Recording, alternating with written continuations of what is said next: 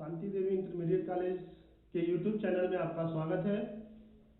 बच्चों, आपसे निवेदन है कि हमारे वीडियो को निरंतर देखते रहिए और इससे इस कोरोना काल में आप अध्ययन करते रहिए। ठीक है, रोज वीडियो हमारे यूट्यूब चैनल पे डाला जाता है, जिससे आप जितना हो सके जैसे हो सके आप अध्ययन करते रहिए, क्योंकि परीक्षा अपने नियत समय से ही होगी। प्यारे बच्चों, शांति देवी इंटर कॉलेज में फिर आपका स्वागत है। जैसा कि पिछली वीडियो में हमने बहुपद और द्विघात समीकरण के बारे में बताया था। आज का जो हमारा नया टॉपिक है निर्देशांक ज्यामिति। यह आपका अभ्यास 6 है, निर्देशांक ज्यामिति। इसके बारे में हम जानेंगे। ये बोर्ड की परीक्षा से एक इम्पोर्टेंट चैप्टर है, क्योंकि ये जो है जो ही आप आगे बढ़ते जाएंगे इसका विस्तार होता जाएगा। ठीक है, तो निर्देशांक ज्यामिति के बारे में जानते हैं। सबसे पहले अगर इसकी हम परिभाषा दें, इसके बारे में जाने कि निर्देशांक ज्यामिति किसे कहते हैं या होता क्या है। तो गणित की वह शाखा है, कौन? ये निर्देशांक ज्यामिति गणित की वह शाखा है जो दो समकोणिक रेखाओं द्वारा ज्यामितीय समस्याओं का सॉल्यूशन किया जाता है या समाधान किया जाता है। कहने का मतलब यह है कि जब हमारे तल में दो समकोणिक रेखाएं खींची जाए जो एक दूसरे को प्रतिच्छेद कर रही हैं, इसी दो समकोणिक रेखाओं से हम ज्यामितीय समस्याओं का समाधान करेंगे। ठीक है ना? तो वो दो समकोणिक रेखाएं क्या क्या हो सकती हैं? जैसे कि यहां हम देख रहे हैं, एक समकोणिक रेखा दूसरी समकोणिक रेखा को काट रही है। ठीक है ना? ये जहां पे ये काट रही है, इस बिंदु को हम मूल बिंदु कहते हैं। ठीक है, तो अगर इस समकोणिक रेखा को हम दर्शाते हैं तो ये आपका एक्स अक्ष होगा और ये एक्स डैश अक्ष होगा। ठीक है ना?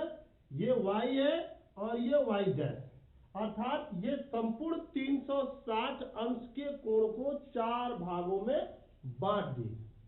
तो इसी समकोणिक रेखाओं के द्वारा जो भी निर्देशांक ज्यामिति की समस्या होगी, जो भी ज्यामिति की समस्या होगी, अब इसी समकोणिक रेखाओं से उसका समाधान करने के लिए इस अभ्यास में सीखेंगे। ठीक है ना? तो सबसे पहले हम जब दो समकोणिक रेखाएं खींच दिए हैं तो इसके बारे में जानना बेहद जरूरी है। ठीक है ना? तो इसमें हमने क्या लिखा है, ये x और ये x अक्ष, ये y और ये y अक्ष। ठीक है ना? y डैश अक्ष। ठीक है, अब इस पे हम जब संख्याओं का निर्धारण करते हैं, संख्याएं इस पे बैठाते हैं, तो क्या होता है, इसमें हम इस साइड में अर्थात जब x अक्ष की तरफ बढ़ते हैं तो संख्याएं हमारी पॉजिटिव में चलती हैं। 1 2 3 4 5 6, ऐसे करते करते और भी संख्याओं को आगे तक लिख सकते हैं। इसके बाद जब हम y अक्ष की तरफ बढ़ते हैं तो यहां पे भी हमारी जो संख्याएं होती हैं वो पॉजिटिव में होती हैं। ठीक है, 4 5 6 7 8 और भी संख्याएं जितनी हमारे लिए उपयुक्त हो, जितने आप चाहे तो जितनी संख्या है उतने का निर्धारण कर सकते हैं। इसके बाद दो अक्ष बचता है, एक x डैश अक्ष बचता है और दूसरा y डैश अक्ष बचता है। तो इसमें हम जब संख्याओं का निर्धारण करेंगे, संख्याओं को बैठाएंगे, तो इसमें हम क्या करेंगे, माइनस में लिखेंगे। 1 -1 -2 -3 -4 -5 -6 -7 -8। इसके बाद हम x डैश अक्ष की तरफ जब बढ़ते हैं वो भी माइनस में होगा। -1 -2 -3 -4 -5 -6 -7। ठीक है ना? तो इस तरीके से जो है हम इस पे संख्याओं का निर्धारण करते हैं। अब एक चीज इसमें समझने वाली है कि जब हम इस दो समकोणिक रेखाएं खींच दिए हैं तो ये संपूर्ण कार्तीय तल को 4 भागों में बांट दिया है, 4 चतुर्थांशों में बांट दिया है, जिसमें से पहला चतुर्थांश ये है, दूसरा चतुर्थांश देखिए कई कई किताबों में दूसरा चतुर्थांश इसको लिया है और कई किताबों में दूसरा चतुर्थांश इसको लिया है। लेने का कारण भी है, अगर यहां से हम क्लॉकवाइज चलेंगे, ठीक है ना, अगर यहां से हम क्लॉकवाइज जैसे चलते हैं तो दूसरा चतुर्थांश ये हो जाता है, अगर यहां से हम एंटी क्लॉकवाइज लेके चलते हैं तो दूसरा चतुर्थांश हमारा ये हो जाता है। तो आपको जैसी इच्छा जिस तरीके से आपकी किताब में दिया उस तरह से ले लेंगे, ठीक है। चलिए हम इसको दूसरा चतुर्थांश मानते हैं, क्लॉकवाइज चलते हैं, ये आपका तीसरा चतुर्थांश है, ठीक है, ये दूसरा चतुर्थांश है, ठीक है, ये पहला चतुर्थांश,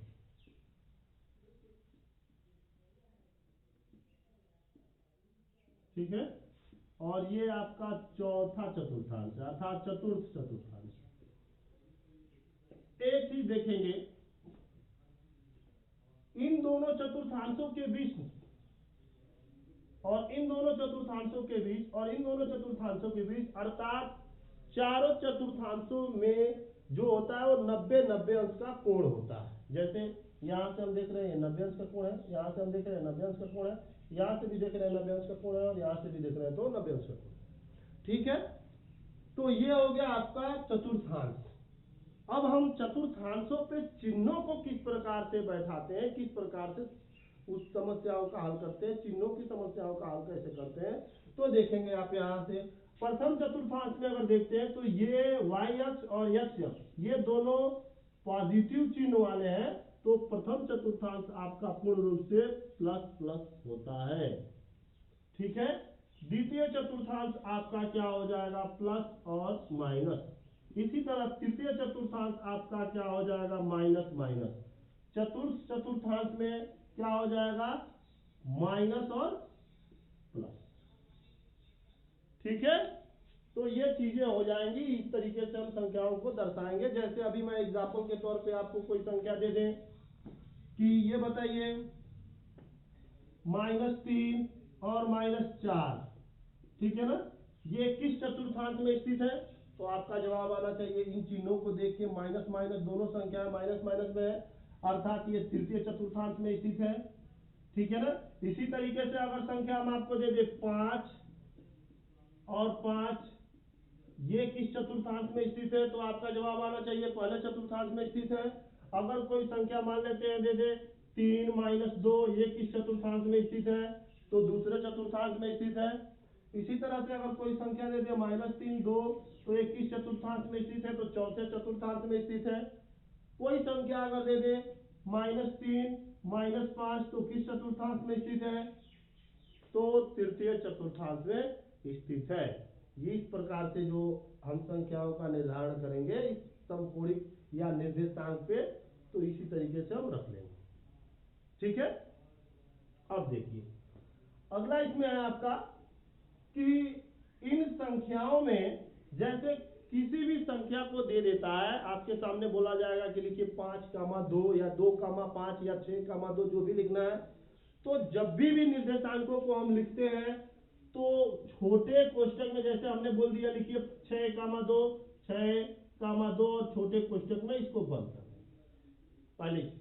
दूसरी चीज ये है कि अगर कोई संख्या दे दे, कोई संख्या मान लेते हैं आपको दे दे कि ऐसा है -5 और 4 को कार्तीय तल में दो समकोणिक रेखाओं पर दर्शाइए, तो आप कैसे दर्शाएंगे। सबसे पहला चीज ये जानेंगे कि ये किस चतुर्थांश में स्थित है, ठीक है। तो आप यहां से देख रहे हैं कि ये चतुर्थ चतुर्थांश में स्थित है, फोर्थ कोऑर्डिनेट में स्थित है। इसको दर्शाने के लिए आप क्या करेंगे, ये जो पहला पद रहता है ये x अक्ष वाला है और दूसरा पद जो होता है वो y अक्ष वाला है। अब इसमें समझने वाली बात है, एक चीज और इसमें आ जाता है, भुज और कोटि, जो कक्षा 9 में आपको पढ़ाया गया है। कक्षा 9 में आपको बताया गया था कि यदि कोई संख्या हम x अक्ष पे दर्शाते हैं तो वह भुज कहलाती है। अगर कोई संख्या हम y अक्ष पे दर्शाते हैं तो वह कोटि कहलाती है। तो अगर इसमें आपको समझना है भुज क्या है और कोटि क्या है, तो इसको समझने के लिए जो x अक्ष का ये -5 दिया है ये आपका भुज कहलाएगा, और जो 4 दिया है वह कोटि कहलाएगा। ठीक है ना, तो ये जान गए आप लोग, यही बताना था। अब ये प्रश्न तो ये है कि -5, 4 को दर्शाइए। तो यहाँ देखेंगे x अक्ष पे चलेंगे -5 यहाँ आ गया और 4 इस पे आ गया, यानी इसको अगर दर्शाना हो तो कैसे दर्शाएंगे। यहाँ से 5 है, यहाँ देख रहे हैं ये आपका जो है -5, 4 और इस बिंदु का कोई नाम दे देंगे। तो ऐसे जो भी संख्याएं दी हुई है दर्शाने के लिए आप दर्शा सकते हैं। तो ये तो पिछली कक्षाओं में हमने अच्छी तरीके से अध्ययन किया था। ठीक है, ये आप जान गए भुज किसे कहते हैं, कोटि किसे कहते हैं, चतुर्थांशों में किस प्रकार से संख्याओं को दर्शाते हैं। एक चीज इसमें बहुत इंपॉर्टेंट चीज है, उसको जानना बेहद जरूरी है, उसका नाम है मूल बिंदु, ओरिजिन पॉइंट। ठीक है ना, एक चीज ध्यान देंगे, जब ये दो समकोणिक रेखाएं, मतलब एक ये रेखा और दूसरी ये रेखा, जब ये दो समकोणिक रेखाएं जिस बिंदु पर प्रतिच्छेद करती हैं वही उसका मूल बिंदु कहलाता है। देखिए यहां दोनों समकोणिक रेखाएं एक दूसरे को प्रतिच्छेद की हैं, तो यह क्या कहलाएगा, इसका मूल बिंदु कहलाएगा। ठीक है, यह इसका मूल बिंदु कहलाएगा। तो मूल बिंदु के बारे में हम लोगों ने जान लिया, और ये भी जान लीजिए कि मूल बिंदु के जो निर्देशांक होते हैं वो 0,0 होते हैं। ठीक है ना, मूल बिंदु के जो निर्देशांक होते हैं वो 0,0 होते हैं। तो ये तो रहा आपका कोऑर्डिनेट, किस प्रकार से उसमें व्यक्त करेंगे, संख्याओं का कैसे निर्धारण करेंगे। अब अगला टॉपिक हम लोग पढ़ेंगे इसी में, दो बिंदुओं के बीच की दूरी।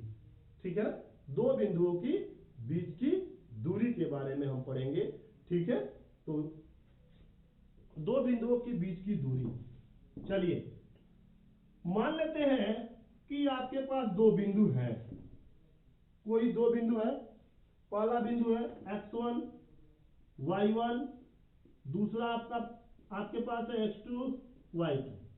ठीक है ना, पहला बिंदु x1 y1, दूसरा x2 y2, दो बिंदुओं की बीच की दूरी। जैसे हम मान लेते हैं कि यहाँ कोई संख्या रेखा दिया हुआ है या कोई रेखा दिया हुआ है, ये x1 y1 दिया हुआ है और ये x2 y2 दिया हुआ है। इन दोनों बिंदुओं की बीच की दूरी निकालना है। ठीक है ना, दोनों बिंदुओं की बीच की दूरी निकालना है, वो आपका d। हम दोनों बिंदुओं की बीच की दूरी वाले फार्मूले को d से भी प्रयोग कर सकते हैं। तो जब दोनों बिंदुओं की बीच की दूरी निकालनी है, दो बिंदुओं की बीच की दूरी d बराबर होता है